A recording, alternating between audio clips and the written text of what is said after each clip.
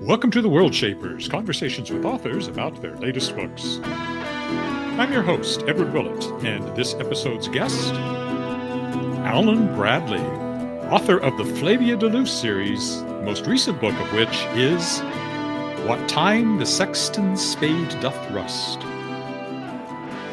Hello, and welcome to another episode of the Worldshapers, the podcast where I talk to other authors about their latest books. My name is Edward Willett. I am your host, and I am also an author. I usually say I'm the award-winning author of more than 60 books of science fiction, fantasy, and nonfiction for readers of all ages. My most recent book is a fantasy novel. It's this one, Fireboy. It's a modern-day fantasy adventure, middle grade. The girl who is the star of the book is 13, and she's about to go into grade 8, which is awkward because her entire grade 7 science class disappeared on a field trip that she missed out on. The bus was found turned over on its side. All the kids were missing. The driver was unconscious, who's also the teacher, was unconscious in the driver's seat. And the only other person who did not go missing was a girl that she doesn't really know very well, who was buried under camping equipment at the back of the bus. And so she's feeling a little weird about that. And then her best friend, who was on that trip, Lorenzo, shows up in a campfire. She's out camping with her dad, and he shows up in the campfire made entirely out of fire. Hence the title, Fireboy. And she has to figure out what happened and find the kids who are missing, and has to team up with the girl who was found unconscious in the back of the bus, and that's the setup. So I hope you'll check it out, Fireboy. Fireboy is one of many novels published by my Shadowpaw Press, which is a traditional publishing company. I publish in a lot of different genres. For example, my most recent books that have come out through Shadowpaw Press include Gods of a New World, which is a near-future cyberpunk thriller by Ryan Melson. You can watch an interview with him on the Worldshapers. I've also republished a urban fantasy, a new adult, I would call it. It's a little old young adult, new adult, called The Night Girl by James Bow, set in Toronto. New work that's just come out include Glenn Sorstad's first poetry collection in 6 years. He's an Order of Canada recipient and was the first poet laureate of a province in Canada as the poet laureate of Saskatchewan. It's called First Light, Last Light. If you like poetry, you should find that one. I just reprinted a acclaimed short literary fiction collection called Waiting for the Piano Tuner to Die by Harriet Richards, which originally came out about 20 years ago, now out in a new edition. And still to come, I've got another short fiction collection, a new one by Calgary author Betty Jane Hagaret called Elephants in the Room, and a reprint. This is technically through Endless Sky Books, which is an imprint of Shadowpaw Press for distribution purposes, called Magebane by Lee Arthur Chane. That's me. It's one of my pseudonyms, which was originally published by Daw Books, but only in mass market paperback. So this will be the first trade paperback version of that book, which had a starred review in Publishers Weekly. So I'd like to think people might enjoy reading it. And that's just this fall, and there's more great things coming up next year. So that's Shadowpaw Press, which you can find at shadowpawpress.com. Yeah, that seems like a lot of me to start off with. Oh, I did want to mention one thing. If you have been watching this for a while, you know that I was not in my usual background, which is my home office here with the books and everything. And that's because I broke my ankle in August and was non-weight bearing for a while. So I was staying at a condo that we own that's all on one level. And you will notice when we go to the recording here that I was still there and did not have this background. You'll also notice I've gotten a haircut since then. And oddly enough, the next 2 episodes of the podcast, this background will not be here because I shot everything while I was still at the condo. So just don't get confused if my hair suddenly changes length here in a minute or two. All right. Well, let's meet Alan Bradley, and let me just give you a little bit of his biography here. And I will put on my reading glasses so that I can actually read said biography. Alan Bradley was born in Toronto and grew up in the pleasant lakeside town of Cobourg. After a long career in television broadcasting, those are both in Ontario, by the way. After a long career in television broadcasting, he took early retirement from the University of Saskatchewan to write full-time. He has published many children's stories as well as lifestyle and arts columns in Canadian newspapers. His adult stories have been broadcast on CBC Radio and published in various literary journals. He's written several screenplays, taught university-level courses in screenwriting. He was the recipient of the first Saskatchewan Writers Guild Award for Children's Literature. And after writing for several years on the Maltese island of Gozo, he now lives on the Isle of Man. The first book of his Flavia de Luce series, which we'll be talking about that series, The Sweetness at the Bottom of the Pie. This is just the first book in the series. Won the 2007 Debut Dagger Award of the Crime Writers Association in the UK, the 2009 Agatha Award for Best First Novel, the 2010 Dilys awarded by the International Mystery Booksellers Association, the Spotted Owl Award given by the Friends of Mystery, and the 2010 Arthur Ellis Award given by the Crime Writers of Canada for Best First Novel. The Sweetness at the Bottom of the Pie has also been nominated for an Anthony Award, a Barry Award, a McCavity Award. It was a New York Times bestseller. It's been an American Library Association nominee as Best Book. Barnes & Noble bestseller, was named to the 2009 Bloomer list, and the audiobook was voted Best Audiobook by iTunes. That was just the first book, and we're now up to book 11 with What Time the Sexton's Spade Doth Rust. We'll talk about that book specifically, but about the series in general as we talk to Alan Bradley. So let's meet Alan now. So, Alan, welcome to the Worldshapers. Well, thank you for inviting me. I can't tell you how good it is to have one foot back in Saskatchewan again. Yeah, that's the interesting thing about this. I always look for connections with the authors that I talk to. And of course, the interesting one here is that, in fact, you have a strong Saskatchewan connection, although you weren't born here. But we've certainly been in Saskatchewan for many years. We were in Saskatchewan at the same time, even though we never met. So, so let's take you back to the very beginning. Where were you born? Where did you grow up, and how did you get interested in words and writing? Well, I was born in Toronto, but I left at a very young age. I don't remember it. I was probably less than one, and my family moved to Cobourg, Ontario, which was not very far east of Toronto.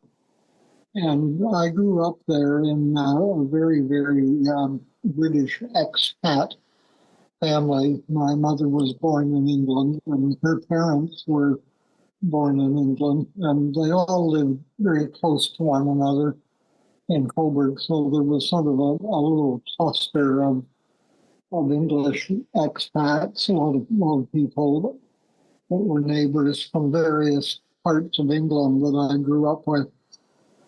And my grandmother particularly was a very great reader. She lived to be 100. And she more or less consumed a book a day for almost all of her life. And she was very keen on books.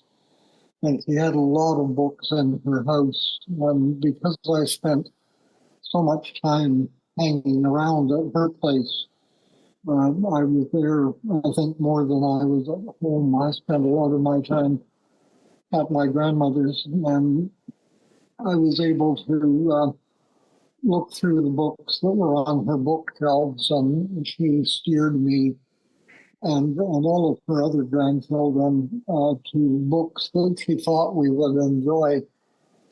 And she was a very clever woman because she hooked us by getting us started on sensational British Victorian literature, a lot of it to do with the Temperance League book given when she was a little girl.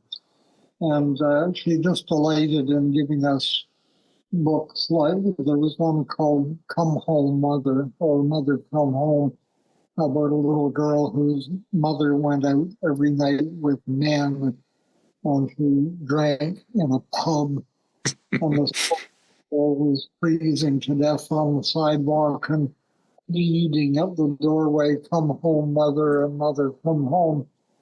And my grandmother thought this was hilarious, and also want her grandchildren to think it was hilarious. So we started on books like that, and then very quickly got into other things. And incredibly, I've said before, I can vividly remember going to her house one day, and I don't know how old I was, but not very old. And I had been taught to read before I went to kindergarten. My sisters didn't want to bother entertaining me, so they taught me to read so that I would be self-running and not demand anything.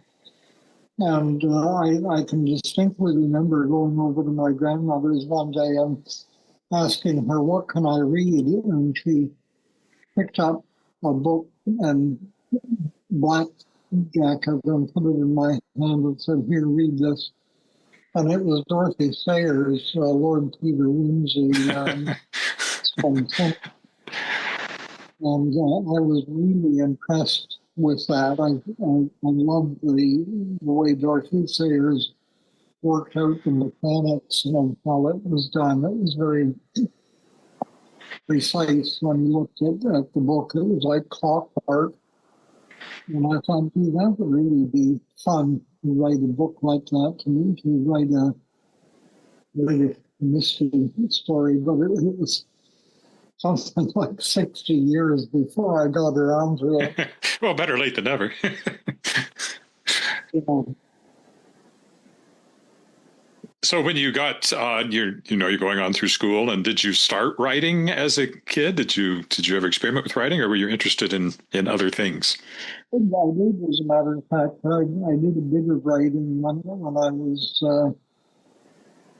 I don't know what I was, probably 5 or 6. I used to write little books by folding a piece of paper up into 8 and then writing little stories on them. And they were not very exciting. They were things like The Adventures of Muddy the Turtle. And I sold them to my cousins and made them pay me for these books. So their mother was outraged. That makes you a professional writer very early on. I was, but she made me give the money back. Oh. Came over and demanded a refund and gave me my horrible little book. And then not long after that, I was reading. I can't remember what the book was, but I wasn't impressed with it. And I said to one of my sisters, "This was a terrible book. I could write a better book than this." And she said, "Well, do it then. Here, I'll get you some paper." And she sat me down at the kitchen table, and I started writing. And the beginning of the book was not very auspicious. It was something like little Jimmy Jensen came in and took off his rain boots and hung up his raincoat behind the door. And I couldn't get much farther than that. And he said, how's it going? And I showed her, and she read it, and she said, who do you know that ever hung up their raincoat? And that kind of put a stop to my writing activities for a long time. Crush. There's a crush writer syndrome, isn't there? So I did that kind of thing. Now, when I was in high school, I wrote short stories for the school magazine, and I actually wrote things for the local newspaper. They asked me to do little columns about various birds that were spotted in the spring, and later on I was involved in building a radio station, and they commissioned me during the summer to write a series of articles about the progress of building the radio station, which I did. So I had been a newspaper published writer, I guess, by the time I was about 17. And so I always dabbled in it and wrote mainly letters to people. That was most of my writing, was correspondence with relatives. Over the years, we wrote long, long letters to one another, sometimes 30 pages. And I did that pretty well until I got to Saskatoon. And in Saskatoon, you couldn't be a would-be writer if you met writers and worked with them. They were always encouraging you to write. And that happened to me. I joined a writers group, people supported other writers, and it was very good. It was a wonderful experience. And they were so encouraging. I started writing short stories that appeared in the Canadian Children's Annual. And I had a story in Canadian Children's Annual. So, so that kind of thing. But I have to say, I still consider myself a Saskatchewan writer. That's where it came from.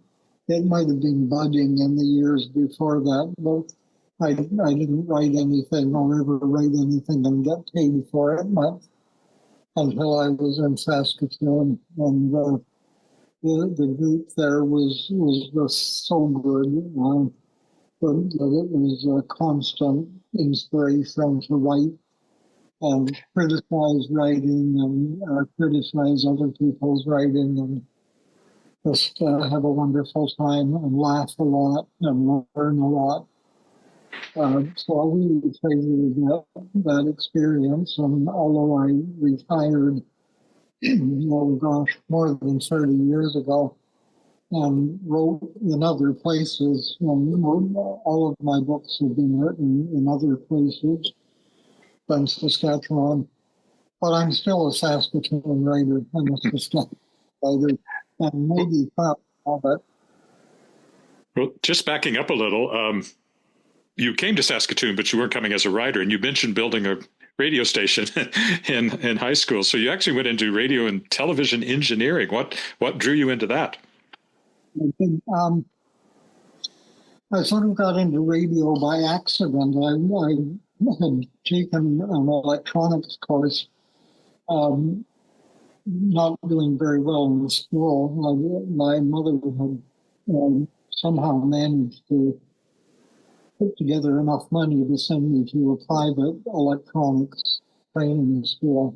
And I did that, and I found that it was something that I'd been lacking all my life. I really loved electronics and radio, the idea of radio. I was very keen. The fact that you can make a signal jump out of a wire and go around the world, it was fantastic stuff. And I got a job they were going to build a radio station in Coburg, and because of my electronic training, they hired me to assist the engineer that was building the station. So I started right at the very bottom. The first thing we did when the towers went up in a swamp just west of Coburg, and I plowed in something like 17 miles of copper wire for a ground system with a little gray Fordson tractor. I spent one whole summer doing that, plowing copper wire into the marsh. And that was really good. It was very healthy. I was out in the sunshine all day and working away, and I didn't, you could go inside your head and think about books you were reading. And when the station was built, I worked in the studio. I was at the controls when the station went on the air and worked as a control room operator. And then, as with all small radio stations, you get to do everything. The morning man doesn't show up, and you get to put on some records. And the more you do that, the more the morning man doesn't show up.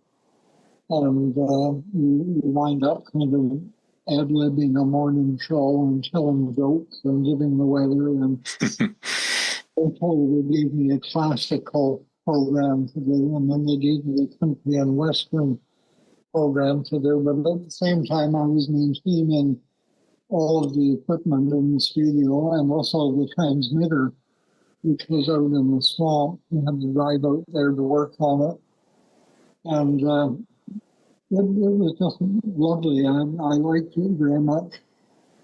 And then, of course, you move on to a bigger, more powerful radio station. I moved to St. Catharines for a while and worked at CKTV. And then not long after that, about a year later, they were going to build a TV station in Cornwall, Ontario, and I was asked to put in an application. So I went down there, and I hadn't built a TV station before. I was kind of familiar with the equipment by reading about it, but I had never actually seen it. And that again was a wonderful experience. I got to uncrate all this brand new broadcast equipment and hook up all the wires that went between it and test it and get it all working and then actually put it on the air. And it was a very, very rewarding job. I went from a 1,000 watt transmitter and radio to 360,000 watt. And I did that for a couple of years, and I quite liked television. It was a lot of fun because so many weird things happened around you all the time. There were always strange people coming in to go on the air, and people from professional wrestlers to people that had world record for holding their breath and stuff. It was just unbelievable. I could write a book about that. And then I was offered a job to go up north of Ottawa to Pembroke and build a new TV station up there. And I did that. That was my second TV station. And I stayed there for 8 years. And then I was offered a job at Ryerson, as it was then, Ryerson Polytechnical in Toronto. And I worked in the studios where CBC personnel were trained. And I did that for a while, but I didn't like living in Toronto. And I was just starting to think about what I was going to do next when, out of the blue, somebody came from Saskatoon and said that they were going, the university was going to build a world-class production center that they were going to have state-of-the-art equipment, and they asked me to go and do that. So I went to Saskatoon, and I stayed there for 25 years. Record for me. That's all interesting because it was all like basically learn as you go. Was there any formal training in there, or did you just kind of develop the skills as you went from one place to the next? I think you sort of grew with the equipment because the equipment was always changing. And when something new came out, like a new camera, you had to learn everything about it. You had to be able to go through the manuals and learn how it worked and how to service it and how to keep it running and how to repair it if it wasn't working. So you grew by doing. Mm-hmm. It was a long time. And the equipment was always changing. The university was very, very far ahead in things. We did things that nobody else had done. In Saskatoon, we were sort of the first in satellite broadcasting with distance education. We were doing veterinary training programs up to the Yukon on the satellite. And computer graphics, we were very, very, very early into that and did a lot with computer graphics. And as an engineer, I was adapting TV equipment to very specialized uses so that we were installing equipment in a medical college to do medical research.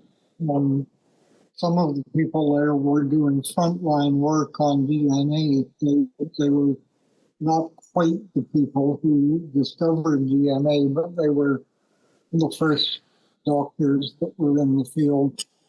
And we were finding ways of televising preparation of the DNA and testing using TV equipment. So it was fantastically interesting. And I did that until I retired. And then I started writing. Somebody said it would take 10 years to get a book accepted. And I didn't even bother starting. I was too busy being retired for a while. After, I think 15 years after I retired, the Flavia book appeared from somewhere, and off it went. It sort of ruined my retirement because I was quite content to be just sitting and writing and enjoying it. And the book took off and became virtually a worldwide bestseller. It just completely changed our lives. We weren't planning on doing any of those things, but here we are. Well, let's talk about Flavia then. Well, actually, one question before I do that. You'd mentioned the writers group in Saskatoon, and as it happens, I have a publishing company called Shadowpaw Press, and I'm publishing several Saskatchewan authors, people like David Carpenter and Glenn Sorstad, and they could have been around at the same time you were. I mean, Dave Carpenter certainly has been writing for a very long time. Were those any of the people that you encountered while you were up there? Dave was a member of the writers groups that I was in. There was a very fun writer named Andrew Migelski, who was a poet.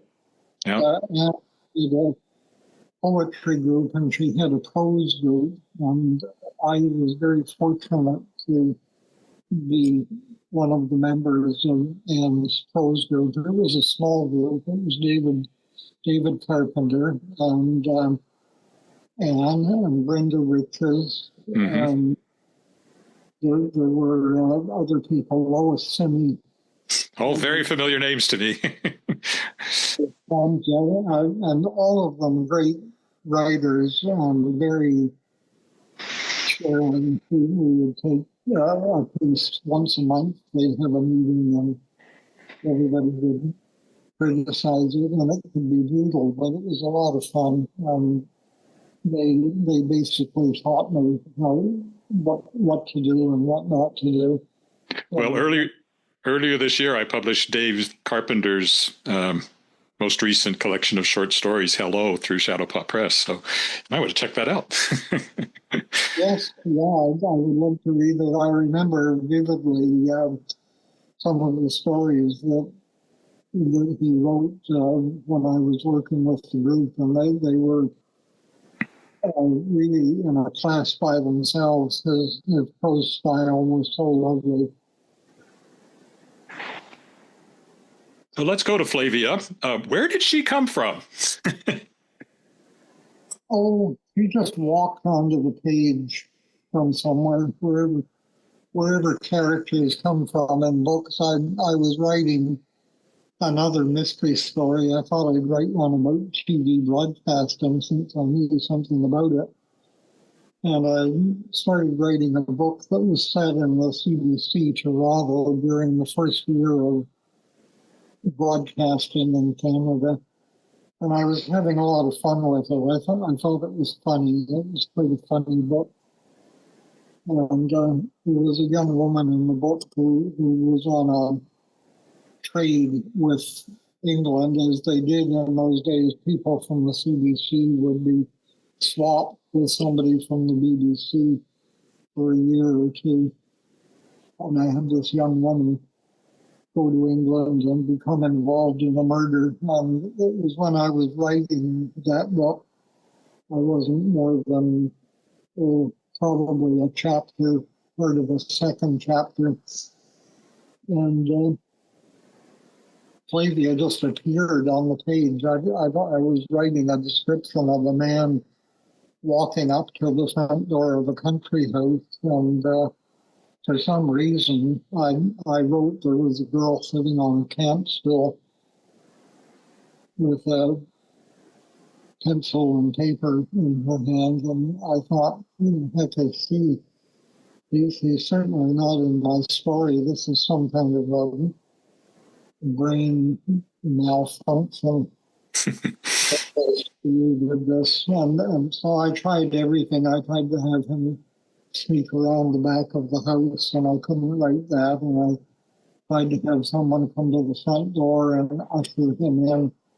And I couldn't write that. And I realized that I was stuck. I had to have the character go over to Flavia and ask her who she was.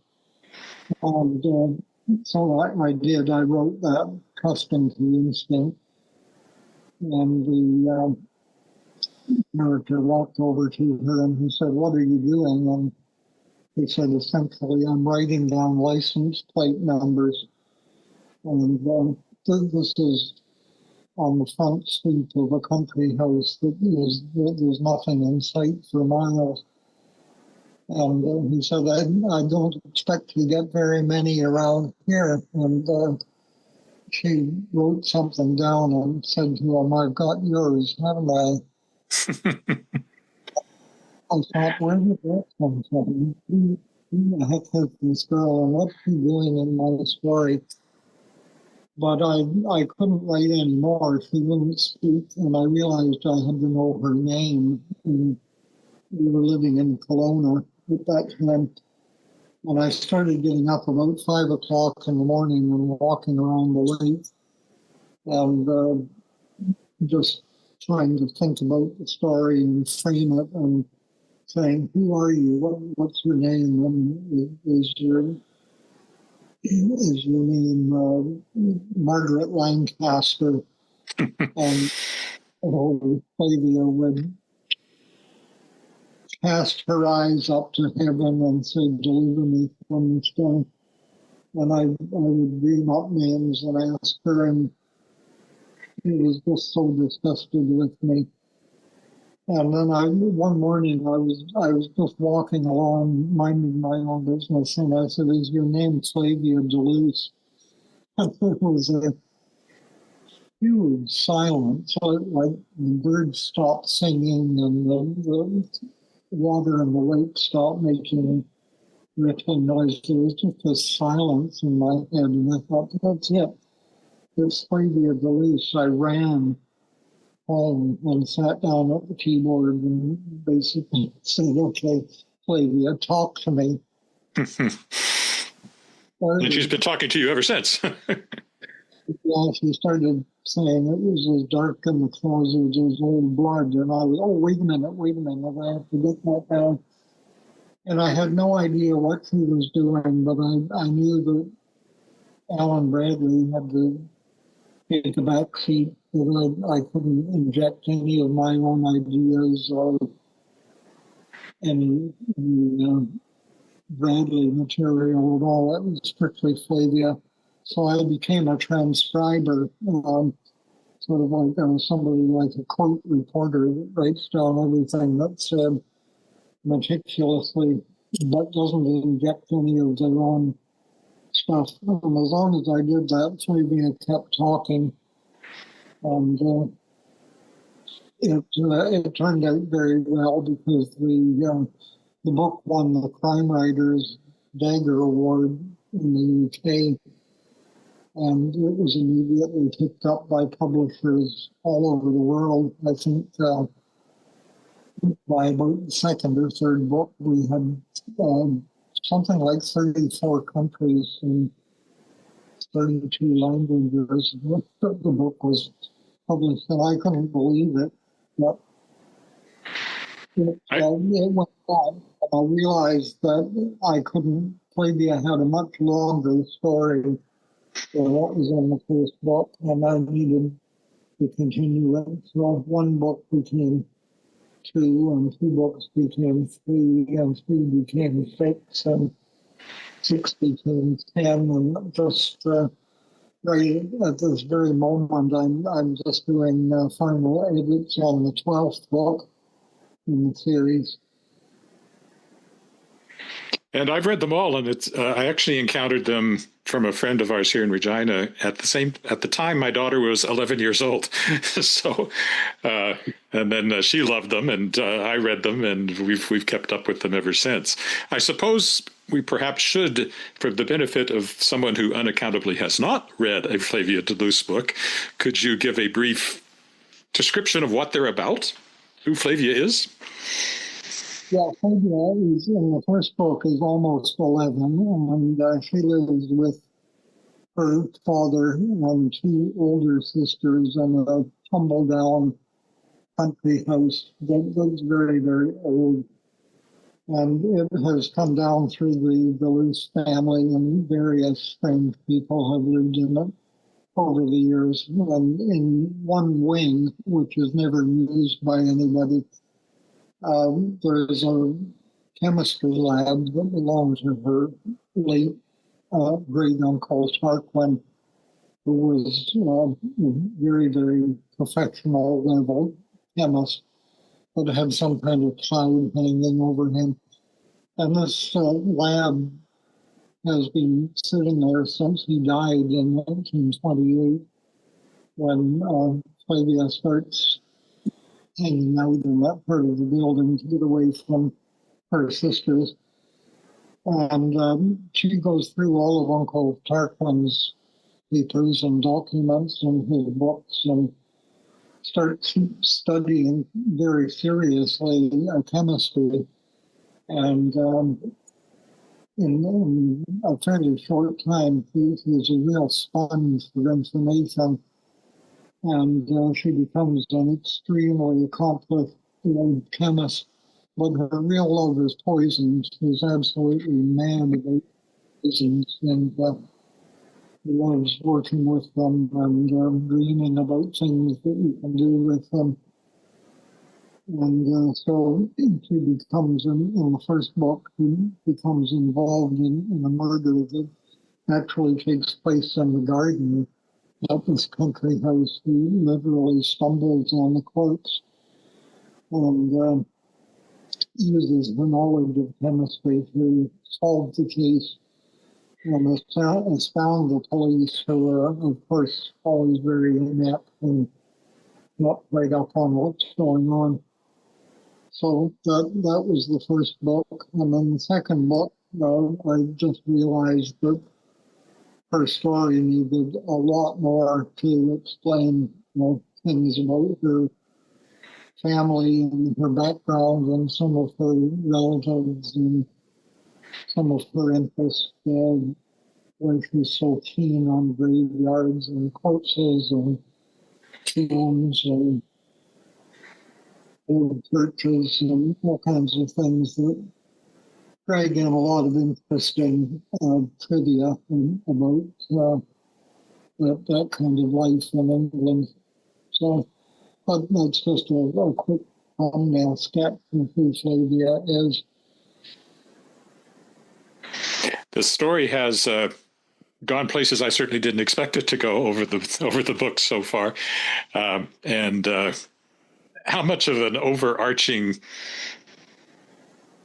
storyline did you have for the most recent book? I mean, obviously, I'm not going to. There's lots of spoilers in there that I'm not going to give away, but the most recent book certainly went to some surprising places, and there are threads that we had hints of before, but they're starting to come together. Was all that in your head when you started way back, book one or book two, or has it developed as you go?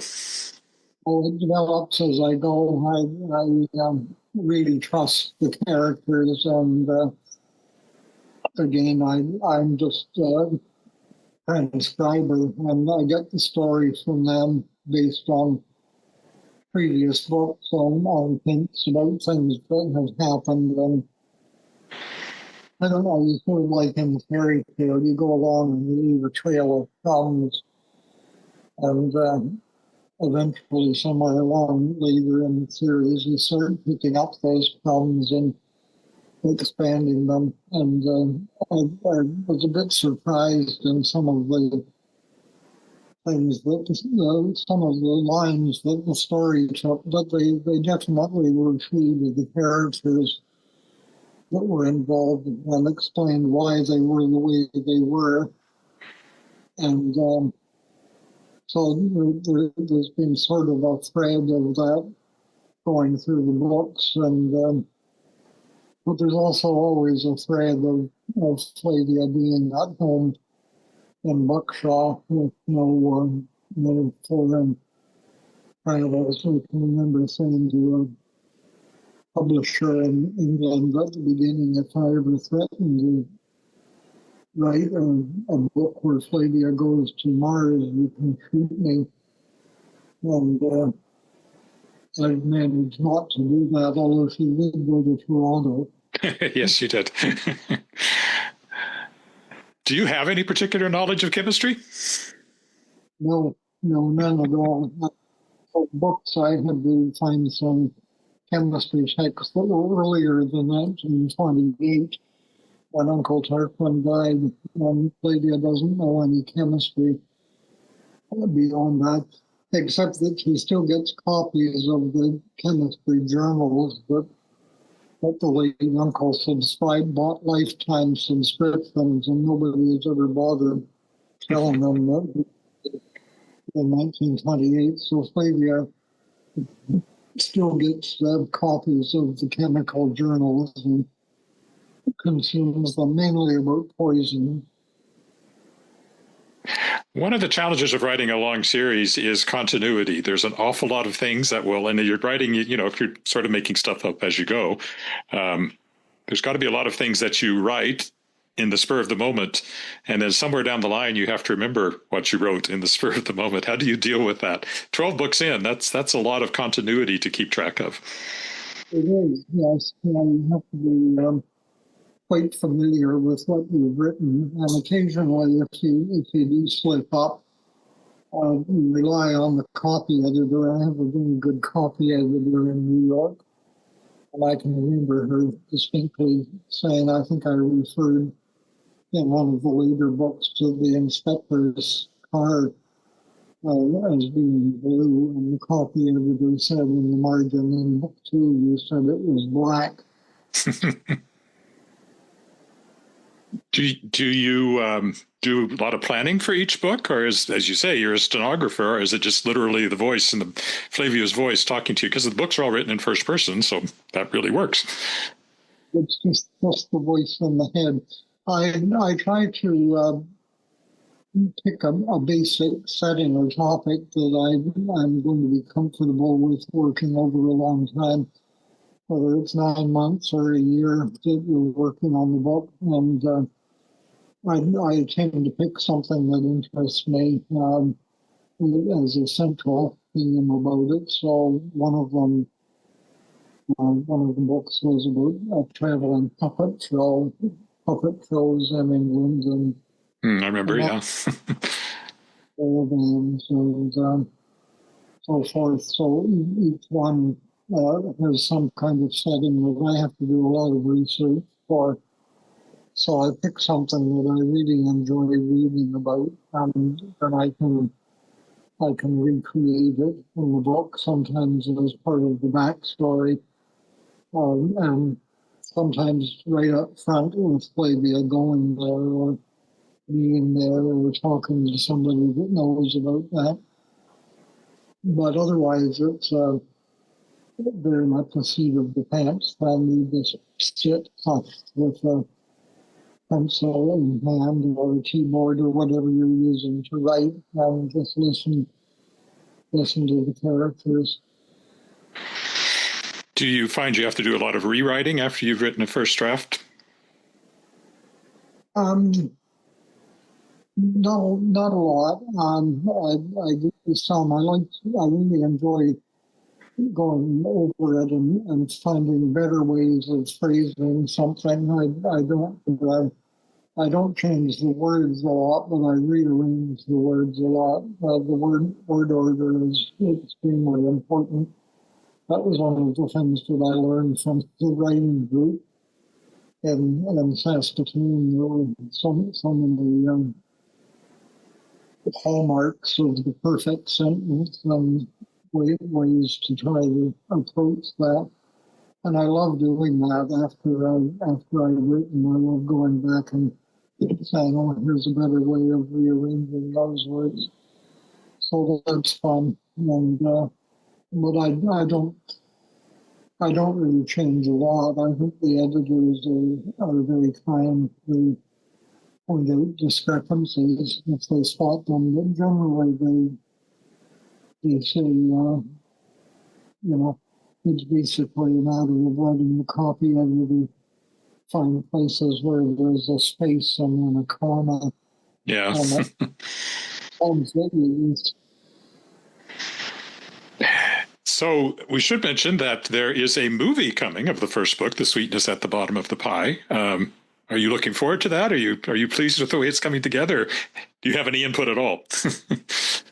I had some input. I was showing the scripts from time to time. It was in the works for a long time, as most movies are.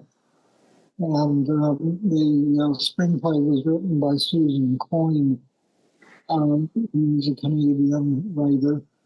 And she did a really fine job, I think, of condensing a long book into a movie. And it went through a lot of time-consuming things where we were casting people. And when I finally saw the casting for the film, I was just sort of beside myself with joy because they had Martin Freeman, for one, who was in the Sherlock series and he played the Hobbit and so many things. And I had Toby Jones, who is one of my very favorite British actors. He was in a show called Detectorists. I don't know if you've seen that wonderful TV show. And he's done some very recent things that were extremely high profile. So Toby Jones is in it. And then the girl that they chose to play Flavia, I thought was absolute perfection. She was just, I couldn't have chosen better than they did. And also, the setting, the house, I think one of the very strong things about the film is that they didn't build any sets for it. It was entirely filmed in real places, so there's a house that Flavia lives in is a real house, and you can see the texture of it and the quality of the film. So it's not very far away. It's going to be released.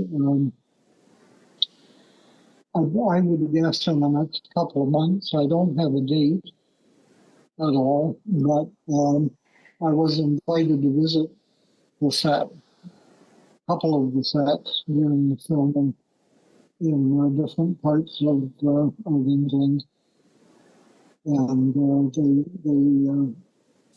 completely. I wasn't prepared. I was almost in tears. I think all the time that I was there, that everything was just so right and so perfect. I thought it was beautiful and very well done. And the producers and the director and the cinematographer and everything were just when I was there, they were like old friends. We spent a lot of time together and gabbed and talked about Flavia and the series, and they were bringing it to life. So I was able to see some of the filming. And it won't be too long before we see the whole movie. I think everybody will be really pleased with I it. presume you'll get invited to the premiere. Yes, I have been. I have been invited. So maybe even two of them. If there's one in the UK and one in Canada or the States. I've been invited to any of them, but we don't have any dates yet. So when this all started, you had no idea, obviously, where Flavia was going to take you. One of the things that I'm 66 and you were 69 when this all started. So I think, hey, I could still be an internationally best-selling author in the next few years. So did you have, what has it meant to you? Yeah. It's. I think that's a good age to write it because you're starting to relax and you're kind of getting rid of all the tension that accumulated over the years. And communicating with those parts of your brain where creative things spring from.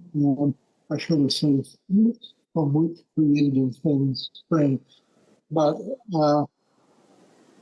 yeah, you're absolutely perfect age to get started. The big novel. Well, I've written a lot of novels, but they haven't broken out like Flavia de Luce. So maybe when I'm 69, that'll be the magic age. Yeah, you need to. I guess you need to have a good agent, and you have to have a good publishing company. That's really key. But that's doable. That's just human interaction. The book is the thing. That's how good the book is.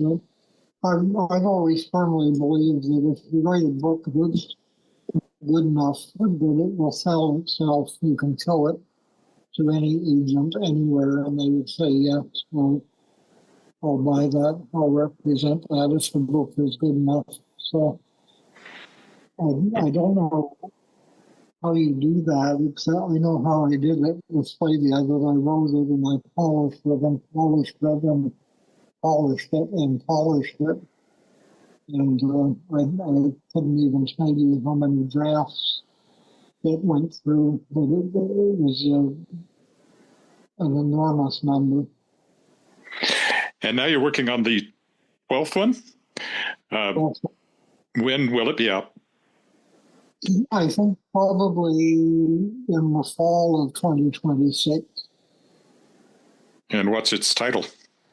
It's called Numb Were the Beadsman's Fingers. And where do your titles come from? Because they're all great. I mean, some of them are from Shakespeare. They're not all from Shakespeare, though, I don't believe.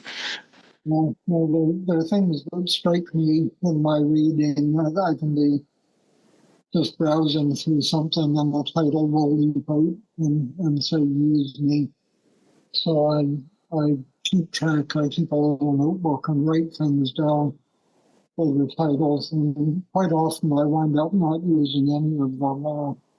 Go through them for inspiration, and that kind of inspires me to go and look somewhere else for a title. But they all come from really weird places.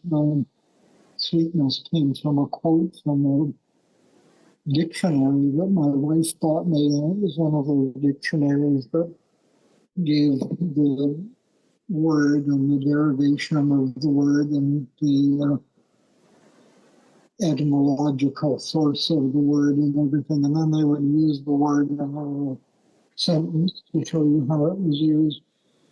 And I came across the word crinkle in the dictionary, which I loved. And I can remember, and I've said this before, I'm thinking, why doesn't anybody say crinkle anymore? I haven't heard crinkle for, probably 60 or 70 years. And the quote for it was something like, unless some sweetness at the bottom lie, who cares for all the crinkling of the pie? And I thought, wow, that really means that would be a good title. The sweetness at the bottom of the pie. And then that was years before I wrote the book.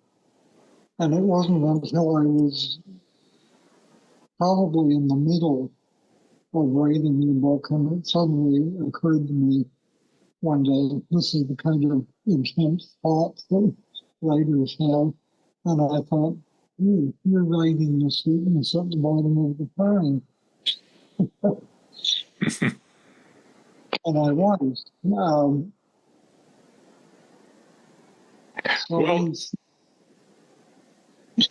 I don't know. I was going to say these things just leap out at you like sparks from an anvil. You don't have any idea where they come from. You just enjoy it. And it's true.